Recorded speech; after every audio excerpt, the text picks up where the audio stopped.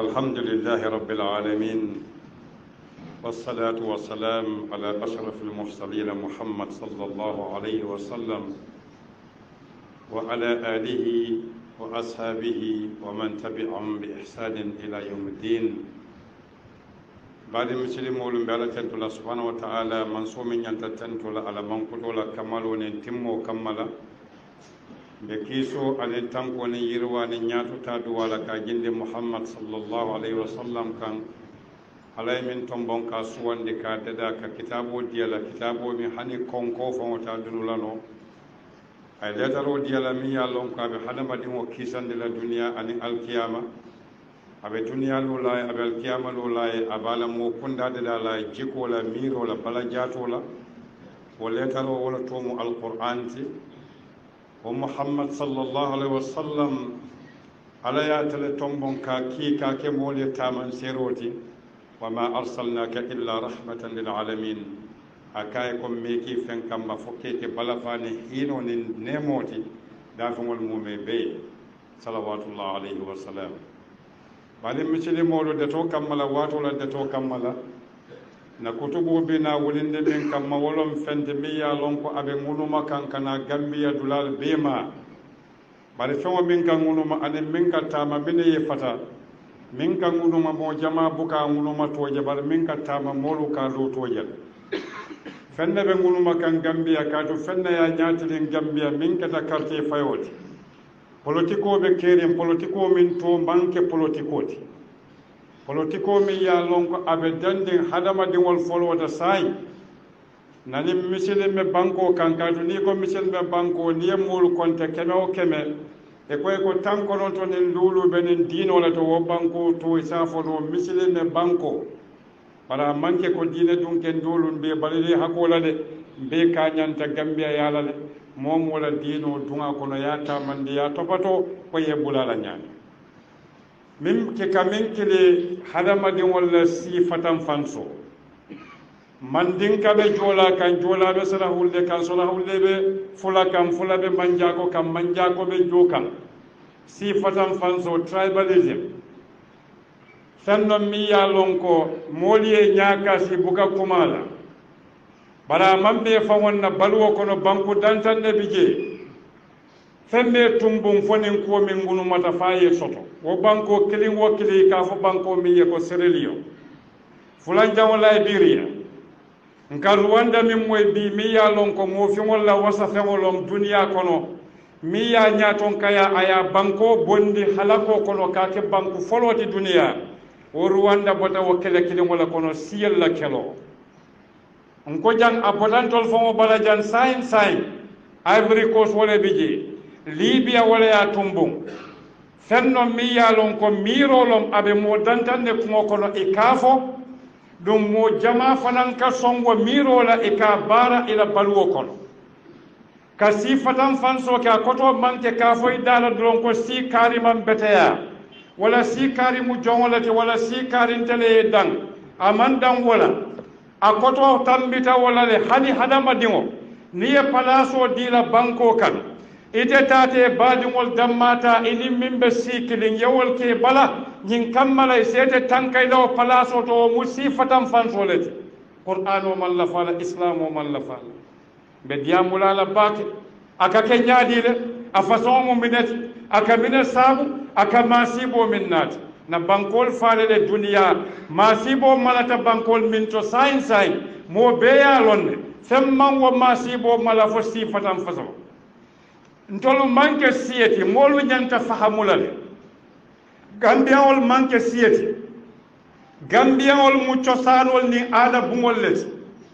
kontongol le ka tandila ite maribe muntole walatinna ni ko siyo akoto mu mineti sidula ni ko mandin ko sidula le yake mandin koti jeje kundan kolu ndila tama dia nyawonya ite lola e jola ko e konkonto mu jeteleti itita dunia akuo ko ye konkonto mu jeteleti amanke ko tolle fisiyata wote bari nila tamo nyawnye buka futa jola du e buka futa akudu oto sidula le ka fo ko ite mu minati ntolu manke siyati ntol mu aadol leti ntol mu cosaanol leti na cosaani ba moofin du cosaano wolen beke kilimoti walatinna momoro si fatam fansoke ini iblisa nal man dem bala aldenta falela ntema fo qur'an wala yaf momo mu si fatam fansilati itani iblisa denta bala wala aldenta falela walatinna annamurumbang sallallahu alayhi wa sallam kila bata kabilo min kono quraish mu kabila balati ɗum alaya tanka mine ya sabu katu fenne ñanta bola quraysi kono min warata feŋo beeti wala muhammad ti sallallahu alaihi wasallam ntol be ya lonne ko man saketo mo mu abrahati mo ne wulta kabita kaba tele o tumo jalango dambale biji alayo bumo tanka ma tanka jin kammala ko jalango aya tanka bin kamma bimbe wala kono mobe kata wala kan katu ay ibrahima bali bulakaro wala kamma kata alla dino sabatindi kata alla damma batu banko ka bal wo qurayshi tata le falla ba waye fawaje e ñinata ko ala mi ya lonka ye suwandi wala tabu bumoti e toltan ila barakoten wala tinne ye juto moy dawda fi samanti ya ba kono ala moy ay qurayshi bankutu ñami akonye wa iz ja'ala alladhina kafaru fi qulubihim himayya ako hamiyatul jahiliyya wala tinna liye kando ke juso kono e konte mu mandin kala tinte mu jolal tinte mu fulal tinte mu sarahu lelti nte ñomoten qur'an o yela o kumom e juso kono aya bankutu jahiliya lela ku sabale be qur'an o kono aya bankutu jahiliya bala wolom akoy ko hamiyatul jahiliya akoy ko tabarrujul jahiliya akoy ko hukmul jahiliya jahili kitiyo muso fana min ka fango lankenama silo kan aya tola tabarruj al jahiliya abota je kitiyo min manki alala kitiyo ti aya tola hukm al jahiliya nin kusa bo aya mankutu wala oto jumala bo itati disa fo ko telefisata sido abe ngunu makan na banko kambe deri gambien wol kural trinde be gambien wala ñakaso anen diyamu baliya na boyta mo beeke diyamu laati naɓe munuma kam mo beye dey o mantota kelano mantoti muhammad yaki min kam kaadu qur'an o kole ko waltakun minkum umma yad'una ila alkhayr wa ya'muruna bilmaruf wa yanhawna anil munkar manto min ke dey mayno business a manque moyati hani beewol ya mayno business tigi ولكن هكذا توبالون فديا موسى كالا كوجو بالون فرعون على ما حلك فنكا فصيفة فانسو قرآن ولا يافا ألتا قرآن ولا صورو كران إكافو صورو مية سورة القصص على آية كريم فو آية مورو على تلولو با على كمين فو أكو إن فرعون على في الأرض أكو فرعون يافا ورا بانكو كان أي مولو تلان مصر ديمو علي جمعة علي لونتا ومن مبالي إسرائيل براي ننتمل تاكي جربي كي تورا ألا ونريد أن نمن على الذين استضعفوا في الأرض ونجعلهم الأئمة ونجعلهم الوارثين أكنت على لفتك فندين سريا مولما يملي لنفندي تورا يدت بانكو كان كيكي نياتون كوتي كيكي بانكو كي تالات إجوزتا فيون فنا يدن إجوزتا فيون فنا يدن كاتي ما دنا إجامو جمالتي الله أكبر ita mu jumalati ni be fan warala mulka ita mu jumalati ni be fitino natila misil me kunda alla mulu ala kitabo kan soro mi ka fay ko suratul anfal aya mu wonni lulu mu wonni woro ala ko atol dankel ya molu ali danko ala la nin kila ni al kilifanna mi ya lon ka kal balundi al salon ko ala la londo na la sembo abe bantam bel vinne hadama di wona sondo mo tema bari bal be ka fun ka funna kata ala leka ako al salon ko fanan ko al sal fan tanka fitino sababola fitino na boyda abuka moma mi ya mala bara salon ko ala shadidul iqab ala yankan ka do dimital fitina bondilal munatinda moga sifatam fanso na banku dan tan ne faali tubabu du alkani jamani min moyte alka jamani min moy ali italy na dindi wal fale tata je walakin na jamanol karanta italy wal karanta italy mol man sake dole e jamani maradi ka fa hitler adolf hitler atalla tambiro minna ko mota duniya min fitiyata jaman dimoti bari mine kata ay jamani tumbunde Italy mo fundita je ka fa ko Mussolini Allah ta ko itiyale mo nyolta dunia mine katala atumbunta ya ta fango fale ya den akumobe santa simobe santo fadi fatam fanso mambetia iblis la baro mo kanake walakin da mimma lo amalon sabonda nyonto Allah subhanahu wa ta'ala tele hada madimul bededa ntol bebota adama le bala adama bota banko le bala walakin na soro bi ka fa ko suratul rum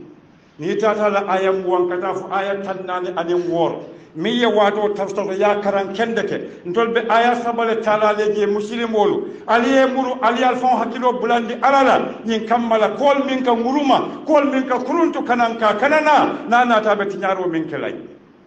ni hadama di mo malla ko sembo bala wala malla kaka min kile wala malla ko londo babulo wala malla ko ate ko men soto toyala ya soto silole la wala ka sifatan fanso hadama di wona malla fa wala doron ataka mo be mira mo kurumolati wala tinda sifatan fansila niaja ka fontelon farawna din nakatala farawna tata faya lon ko misilan kol be ya lon naka kamen fo toñate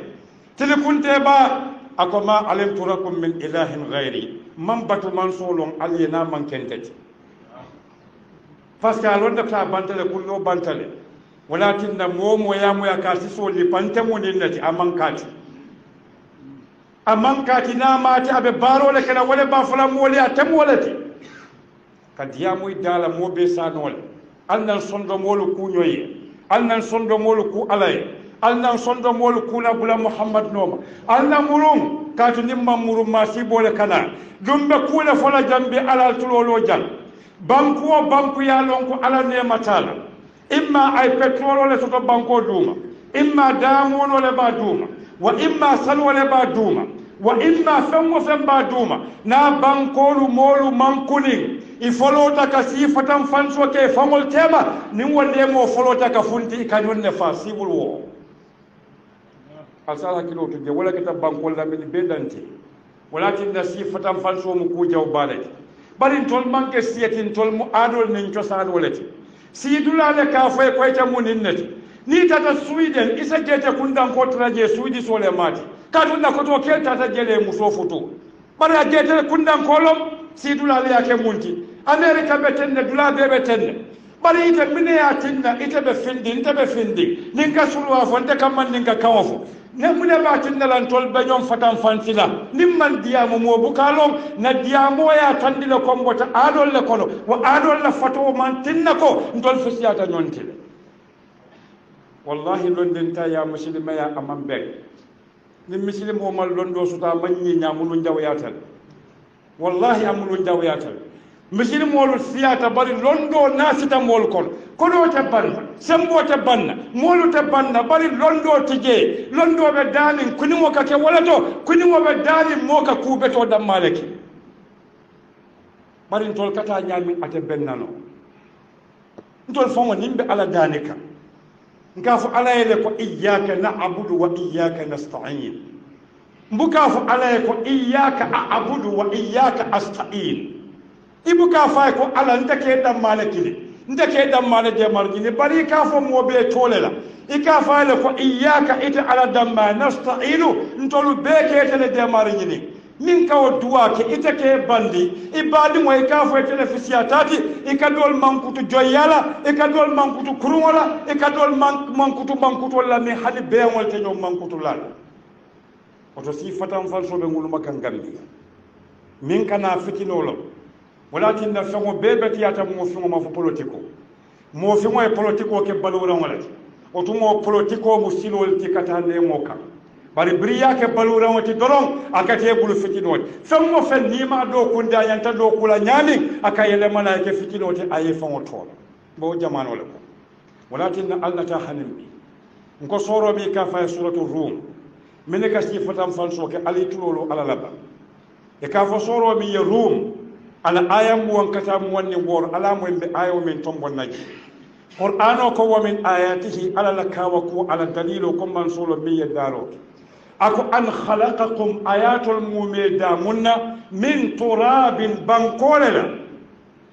ako thumma wa qala idha antum basharun tantashirun ako be kola alnata ke hadama dimolti albe janjalka do keta fimmati do keta koymati muni atinna do koyta do finta wa manke ka fo ko talin wolo ala fa wala ya fo ala kitabo kono e ka fo soro mi ya suratul fatir ay hadama dimol din dafamol da nyami ala ayam wonni woro wala ala tulolo ala ka dafamol fo nyami hadama dimol kamun tala ko tubo be nyami modo la ta tubo la kola min buluta do la ta wuleri wala do la ta nete mun kola hadama dimol jato ko tubo le bije wo tubo be mabori hadama dimol la sodar wala kono di hormones walla kete la kola di le be balurin dal ala ya tombo birin lum folo min ayede da oto hadama dimol ne sifatam fan so ke ala le soso e ka faale koy manyana nin dedala ndela fi siyata to manke kubara kamati abe siyaka gambia kono abe siyaka gambia kono nyaka so ke tala be fitino malalale naya mala dimba buka fa fo ni mo wuli wulol fata ni mol fata fo la bon wol batata nyom fala wato la kalo na dantero kele bankol la taman sero be dabi politiko man jar kanyom beku politiko man jar kanyon tinya politiko bu ko minti wala mola baro afoban ala bara bele ya wofo bara mankuto na jato na la dambe na la kunda tuje ni koy kana fitino man walakinna nko soro bi ka fa suratul fath soro mi ya tande ko muhammad sallallahu alaihi wasallam abe makayel la ala ni jahiliya la ni jusu kandiba kek juso kandindi ko te buni si kare lek ya moy manto la manto fentabul fanya don ne babul walakinna manto le sorota yahudol e ka fo mo le ko nyaadi e ka fa ya ko lan tadkhul al janna illa man kana huda aw nasara mota dunna arjano kono fo min ben tolla dino to yahudo wala nasara ala koye ko toña ten nin toñama munatin nan kaliyan kankati allah junube barola toña ten ila bara kendole be dundela arjana ala la junube kafaro kan ila bara kurumo ala la balafa ka wala be dundela dimbako oto musilme kunda si fatam fanso manke banku toti walakin na qur'anu muronte ka fo soro mi ya suratul hujurat aya killing aya fula aya woro aya tandin killing aya tandin fula aya tandin saba aya lulu kono qur'an way muslim wala balunya landay bari muslim wala ko la balafa min kante fo balafa bake misili bolu malon ko fo qur'an mo kitabo ti nyanta balula min muslim wala tubabu kan be fo dunya kono france kan jaman russia ba misilimo man qur'an wa ke kitabo ti fo nabe salwala ba karanka wala almamu ko ma ba karanka den kitabo e balunya la dina nin kitabo la aya tan anin tan din kinin jaw hay woda ma fo ngoy wasade qur'an o konye ko ya ayyuhal ladina amanu atol mol min dankeniyata woto sai ifan konte bante dankeniyata le fonta man dankeniya kadu qur'an o buka diamo moy nim man lala baraka diamu hadama dimol yele nabe nemo dila hadama dimol la barnabe diamu la dino la ka diamu minala ya ayyuhal ladina amanu atol min dankeniyata ako la yaskhar qaumun min qaum ako mo kana jutu mola agata musuti agata kiti la yaskhar qaumun min qaum ako mo kana jutu mola e jutu ala adola e jutu afaola ye jutu ala moyala ye jutu ala kundala ye jutu ala dambela ye jutu fango o mari fango e dendi ko min dum junubola ako wala nisa'un min nisa ako musu kana jutu musula ako mun ya sabu ako doba to ite kamire ka jutu minna wala fisiyateti allahu akbar braye bandi ala moy qur'ano kamin fo ako wala talmizu anfusakum allahu akbar wala talmizu anfusakum alkanal famol ngaybe atol muslimul alkanal famol ngaybe katu jannabe futalani ayota koyle ko innamal mu'minuna ikhwa fa aslihu bayna akhwaykum famol ka fo muslimul mo bade mollet hadi mo bante mare sema be ala bade to eduwaye wo muslime badi ya yarafa dan tadda kalo da malla mantala sondo monen baro kono katuna bijente den barul kelan kami ako wala tanabazu bil alqab alkana yonkili to jawla ako bi'sa ismul fusuq ba'da al iman ako man kutu jawlu kanyon kili man kutu jawla jawyata bakele ayatinna fam mola moya tinyatale ako ba'da al iman ila dun wa islamu kono kola sai ite betalla mucin ya kono nyaadi de ka fugo jete kundanko ite jete kundanko ka fu drame kundanko ite mo fuure ite man baraka ibo fula nyaadi drame kundanko ko jete kundanko ko imam baraka ite mo ma fa sanawo ya bundalla mbe minna min be dendin ka sifatan fanso ke nyon tema sifatan fanso manke ko baraka mati ya moy momo la mari jututa fangol la wala tinna ka jutu mola momi ya fango bunya buka modo jutuno wala tinna iblisa atala jutu atala mu fango be jutu fangoti wala tinna bra jututa fangol la akaka jutu adama ala kay ko te jutu la ni da fangol ala ya bay ala nemo ko oto momo ka jutu modo e ka molu doya ila dambelo ila kabilolo kaatu qur'ano murunta sura kele ngote ka fo mi suratul hujurat ala tulolo bat brinani ayo min kanan kon kana jutu nyonna bara ko wa man lam yatub ako momin kamolu kilini mankutu jawla ni man tubi ako fa ulaika humuz zalimun ako wollom fanto nyarlat oto na media na campaignol nde ko kula alna hakilo tuje kakala jon tokili jawla aman jarala kaatu ala kon kanaki oto muslimol alna muru ala la kitabo kamba ni wakata domba moyla inshallah alhamdulillahi rabbil alamin wassalatu wassalamu ala muhammad sallallahu alaihi wasallam madi muslimol ala botaja konye ko ya ayyuhalladhina amanu aku atol dankede ya mol ittanibu kaseeran min adh-dhann ala alfan jamfande jiki jawo moma inna ba'da dhanna ism ako jiko do bi je junubolo wala tajassasu akakala nyon wiste wala yaghtab ba'dukum ba'da dol kakala no koma atu koma la aya misali min la mosubu domola oto buwa ya rafa mosubu domola mu koma la let bari aya tannen sabon ka wala bandi jang ala moy bar akonya ko ya ayyuhan nasu ama fonya ko ya ayyuhal ladina amanu abe diamu kam molu bele ako inna khalaqnakum tuliyal jadale min dhakarin kela wa unsani muso wa ja'alnakum nalke qaba'ila kabilul shu'uban moluti wa qaba'il anin kabilul gambiyan be mu gambiyan molleti bari momola kunda ite mu kabiloleti bara moya ka kumo soronda min ako inna akramakum indallah ako min bunyata atol be kono ante alaya atqakum min ka fan tankante alala ya mal sos wala min ka molu tankande amari la barola oton senin lonko ala man sola ila ke kunda kariti fo natara ite bulata ala noma fo natara ite mol tanka idala ila ganiye ila barola nim fo tan jan safo ko ala ma ala beke kuma kendo moylati ala ma ala bulala silo noma ala ma sawante furul ala junuba kafaro keye ala ma ala fitino sababu sunu fitino sababu boka sununo fo fitina kela liya sunundi o ta kela no fo ni misilimol be diamoke kayamaro ke ku kendola ka fotandiro ke ku